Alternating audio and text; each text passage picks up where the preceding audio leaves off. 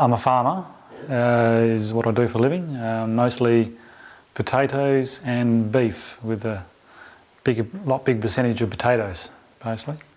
A Canadian farmer, Darren Sander, came to our farm one night and told us a few things about how this best product works, and after hearing some of all the good things he said, I thought to myself, well, for the price of it, if it did half as much as what he said, it would be a good thing, because it sounded very cheap for what we're doing with potatoes.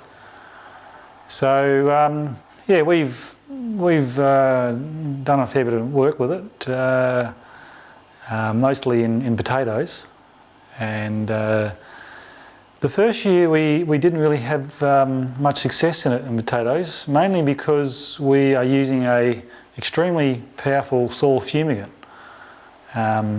which basically what we worked out is it actually works against what the best product is doing, where the best product's trying to multiply or increase soil biology.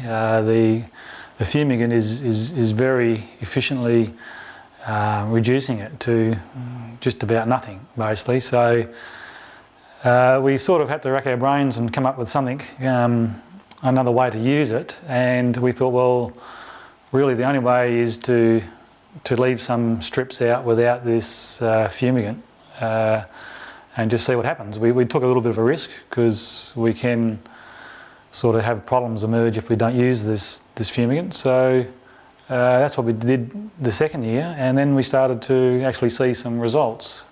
When we started seeing results from leaving the fumigant out, and we actually put the best product out very early, so we probably had it on a good 6 months before we actually planted the potatoes. We were noticing just a few more worms in those strips.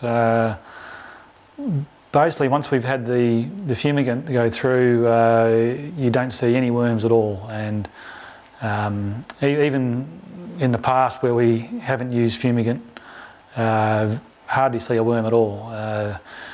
But the crop sort of started growing, and about when the crop got to full canopy, as I was actually checking the crop for moisture, sort of digging around, and all of a sudden found these little lumps on top of the surface of the soil, and I was a bit puzzled to what they were, and I sort of dug down, and there was a little baby worm, and then I saw another one, and sort of thought, oh yeah, there's a few worms starting to pop up here, and didn't think much more of it till I come back a sort of couple of weeks later, and these little lumps were actually completely covering the strip, just a complete coverage of worm castings. And I thought, hang on, there's something going on here, and I didn't know where I was in the paddock, and I looked up and I could see the pegs where the TM21, the best product, had been put out, and I suddenly realised that it was starting to have an effect, and it was actually changing the colour of the soil. The soil was starting to go darker on top. The friability of it, it was sort of crumbing up. There seemed to be less erosion on that strip. And when we actually dug the potatoes, probably the most pleasing part of it was the quality of them was virtually the same as where the fumigant was put, which was very encouraging to us, that we could sort of see a little bit of light where we could start probably potential to phase the fumigant out. So that was a very good outcome for us on that particular site. Another site was a bit earlier on in the year, where the whole district was having huge problems with hollow heart in potatoes, and that's an issue where we'd had some pretty heavy thunderstorm events, and because we got a lot of nitrogen with those thunderstorms, the potatoes just received too much nitrogen, and the cells just couldn't keep up, and you sort of get up a big hollow hole in the middle. The strip that we had the best product on, without the fumigant, virtually we actually could not find any hollow heart in that area. As soon as we crossed the line, we probably would have been throwing out probably 20 to 30% of the larger potatoes all had hollow heart. So yeah, that was another really good outcome.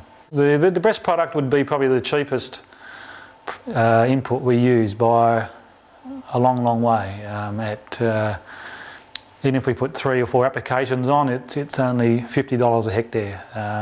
We're probably spending somewhere between $20,000 to $25,000 a hectare. So extremely insignificant in the price or the cost, and for the potential benefit we can see out of it, yeah, it's well worth putting it on. We'd be mad not to use it, I think.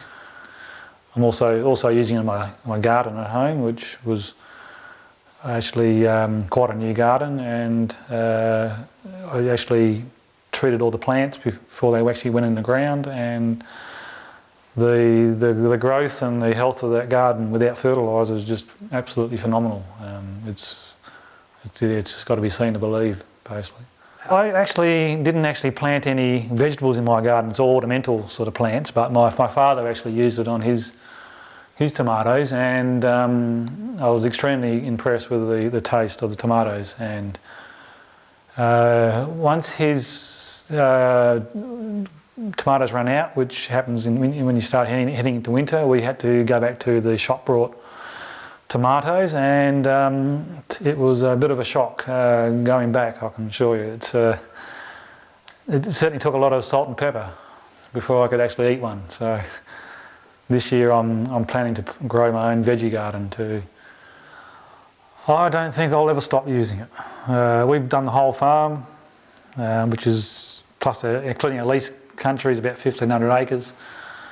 We're doing trials with reduced fertiliser or zero fertiliser on some of the pasture paddocks, and just using the best product. Probably going to use it twice on those ones, and just no, we won't be ever stop using it. I think it for what I've seen, and I've seen on other people's places. Yeah, no, it's just got too much going for it, basically.